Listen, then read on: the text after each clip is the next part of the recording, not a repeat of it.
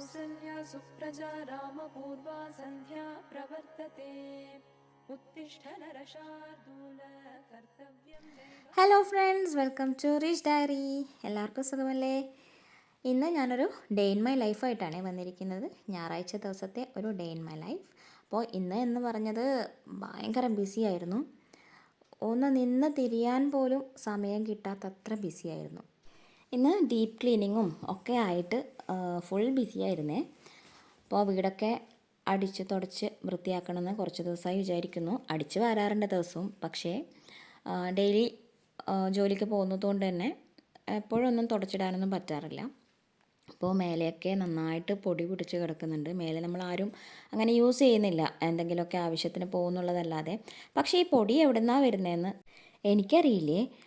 ഇവിടെ നല്ല കാറ്റാണ്, അതുകൊണ്ടായിരിക്കാം ചിലപ്പോൾ പറമ്പത്തുള്ള മണ്ണൊക്കെ ഇങ്ങനെ പാറി വരുന്നതോ അങ്ങനെയൊക്കെ ആവുമെന്ന് വിചാരിക്കുന്നു.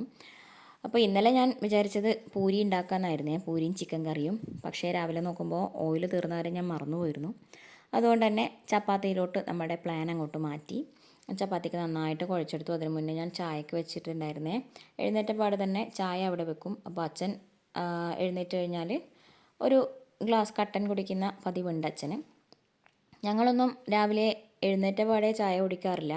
എൻ്റെ വീട്ടിൽ പോയി കഴിഞ്ഞാൽ ഞാൻ രാവിലത്തെ ചായ, അതെനിക്ക് നിർബന്ധമൊന്നുമില്ല, പക്ഷേ വീട്ടിൽ പോയി കഴിഞ്ഞാൽ അമ്മയ്ക്കാണ് നിർബന്ധം ചായ കുടിച്ചിട്ടെല്ലാം തുടങ്ങിയാൽ മതി എന്നുള്ളത്. അപ്പോൾ ഓരോ പണികളിലോട്ടായിട്ട് ഞങ്ങൾ പോവുകയാണ്. ഏട്ടൻ ഹെൽപ്പ് ചെയ്യാൻ വന്നിട്ടുണ്ട്. ചിക്കൻ കറി ആയതുകൊണ്ട് തന്നെ ഉള്ളിയും തക്കാളിയൊക്കെ മുറിക്കാനും അങ്ങനെയുള്ള കുറച്ച് ഹെൽപ്പൊക്കെ ചെയ്തു തന്നിരുന്നു. അപ്പോൾ വറുത്തരച്ച് വെക്കാമെന്നാണ് വിചാരിക്കുന്നത്. അതിന് വേണ്ടിയിട്ട് ഞാൻ തേങ്ങയൊക്കെ ചിരവി. ഏട്ടൻ സ്ലോ ആയിട്ടാണ് മുറിക്കാറുള്ളത്, അങ്ങനെ ചക്കച്ചക്കാന്നും പറഞ്ഞ് മുറിക്കുന്ന ഒരാളല്ല. അപ്പോൾ ഇച്ചിരി സ്പീഡ് കുറവാണ്. എൻ്റെ പണി കഴിഞ്ഞാലും ഏട്ടൻ കുറച്ച് സ്ലോ ആയിട്ട് മാത്രമേ ചെയ്യാറുള്ളൂ. അപ്പോൾ ഞാൻ പെട്ടെന്ന് തന്നെ തേങ്ങയൊക്കെ വറക്കാമെന്ന് വിചാരിച്ചിട്ട് തേങ്ങ ചീനച്ചട്ടിയിലോട്ട് മാറ്റിയിട്ടുണ്ട്. സാധാരണ നമ്മൾ ജീരകവും, നല്ല ജീരകവും പെരുംജീരകം, പിന്നെ കുരുമുളക്, മുഴുവൻ കുരുമുളക് ഉണ്ടായിരുന്നില്ല, അപ്പോൾ ഞാൻ പൊടിയാണ് ഇട്ടത്. തേങ്ങ നന്നായിട്ട് ബ്രൗൺ കളറായി കഴിഞ്ഞാലാണ് ഈ പൊടികളൊക്കെ ചേർക്കേണ്ടത്. മല്ലിപ്പൊടി, മുളക് പൊടി, കുരുമുളക് പൊടി, പിന്നെ മഞ്ഞൾ, ഇതൊക്കെ ചേർത്തിട്ട് നന്നായിട്ടൊന്ന് ചൂടാക്കിയെടുത്തിട്ട് ഓഫ് ചെയ്തിടാം.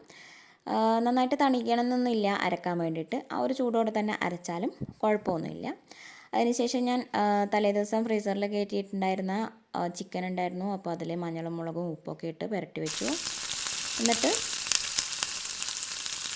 ഉള്ളി വഴറ്റുവാണേ.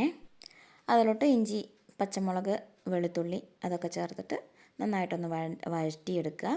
പിന്നെ ബ്രൗൺ നിറാവുമ്പോൾ തക്കാളി ചേർക്കുക. ഇതൊക്കെ സാധാരണ എല്ലാവരും ചെയ്യുന്നതിന് സ്പെഷ്യലായിട്ട് ഇന്നൊന്നും ഞാനൊന്നും ചെയ്യുന്നൊന്നുമില്ല. ഇച്ചിരി വറുത്തരച്ച തേങ്ങ ചേർക്കുന്നു എന്നുള്ളത് മാത്രമേ ഉള്ളൂ. ചിക്കന് ആവശ്യമുള്ള വെള്ളമൊക്കെ ചേർത്തിട്ട് നന്നായിട്ട് വേവിച്ചെടുക്കുക. ചിക്കൻ കുക്കറിൽ വെക്കുന്നതിലും ടേസ്റ്റ് നമുക്ക് ചട്ടിയിൽ വെക്കുമ്പോഴാണ് കിട്ടുക.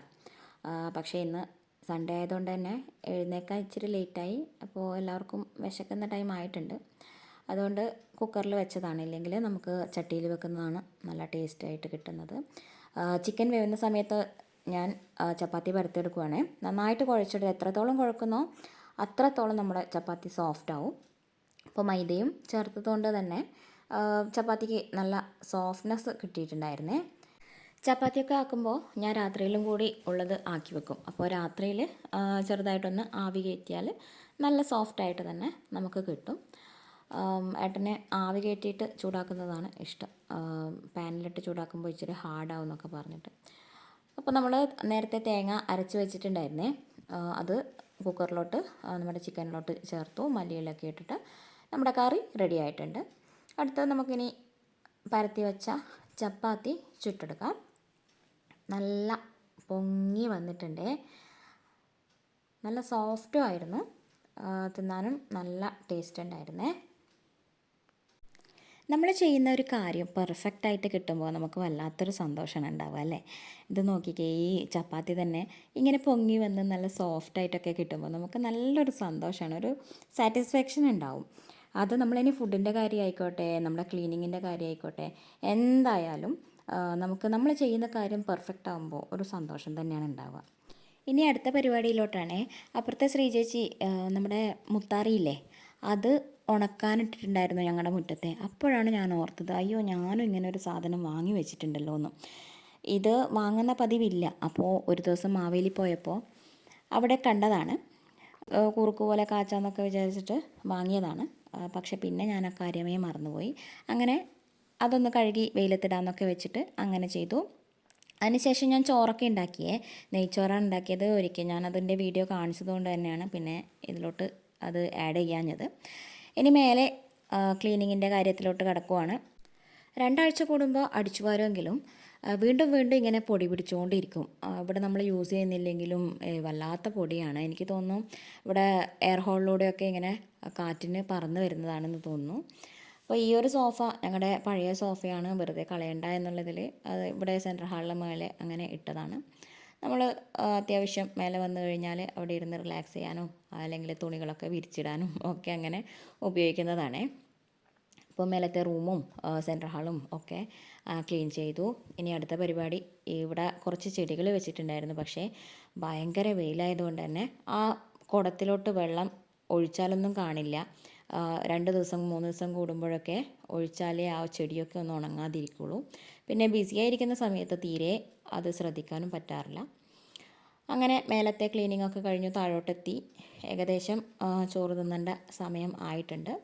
അങ്ങനെ ചോറൊക്കെ വിളമ്പി, നെയ്ച്ചോറും ചിക്കൻ കറിയും സാലഡും. സാലഡ് ഏട്ടൻ ഉണ്ടാക്കിയിരുന്നു, ഞാൻ മേലെ അടിച്ചു വരുന്ന സമയം കൊണ്ട് തന്നെ. അപ്പോൾ ഇന്നത്തെ ആ ഒരു ഉച്ചക്കത്തെ ഭക്ഷണവും ഒക്കെ കഴിഞ്ഞു. പാത്രമൊക്കെ കഴുകി വെച്ചിട്ട് വീണ്ടും ഈ ഒരു ക്ലീനിങ്ങിലോട്ട് തന്നെ വരുവാണേ. താഴെ അടിച്ചു വാരിയിട്ടുണ്ടായിരുന്നില്ല. അപ്പോൾ അതൊക്കെ കഴിഞ്ഞു. ഒന്ന് തുടച്ചിടുകയും കൂടി ചെയ്തപ്പോൾ നമ്മുടെ ഏകദേശം വലിയൊരു പണി തന്നെ കഴിഞ്ഞു. ഫൈനൽ ലുക്ക് ഇതാണ്.